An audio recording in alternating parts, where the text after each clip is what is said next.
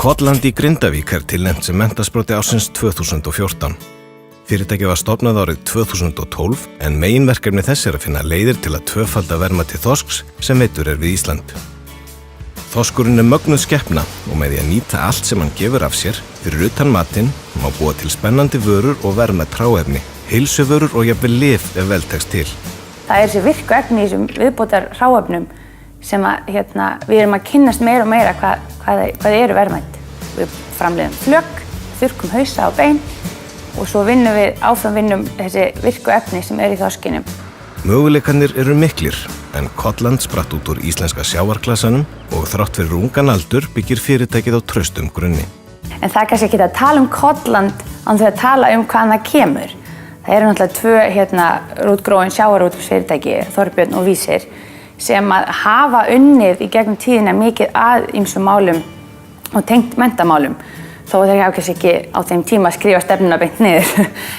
Með uppsafnaðri þekkingu og samvinnu við vísindamenn á fjölmörgum sviðum, sérhæft starfsfólk, Grindavíkurbæ, Matís, nemendur og framsækin fyrirtæki á svæðinu hafa opnast nýjar og spennandi leiðir. Þetta sprettur alltaf upp af annarkvort hvernig leysum við þetta verkefni, hvað nýtum við úr þessu hráefni. Erla sér fyrir sér að með nýsköpun í sjávarútvegi verði til ný og spennandi störf á landsbyggðinni. Atvinnulífið verði fjölbreyttara og tækifærum ungs fólks fjölgi. Kotland setur markið hátt á næstu árum. Ég vil sjá okkur bara vera komið með vöru á markað.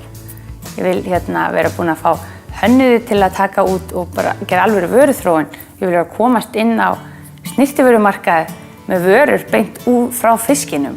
Við vil komast í fæðubótarefnin. En til dæmis Þorbjörn í dag að vinna skemmtilegt verkefni með Herði Kristinsinni hjá Matís og Ísfiski í Kópavogi það einmitt að nota afskurð úr fiski og búið til fæðubótarefni.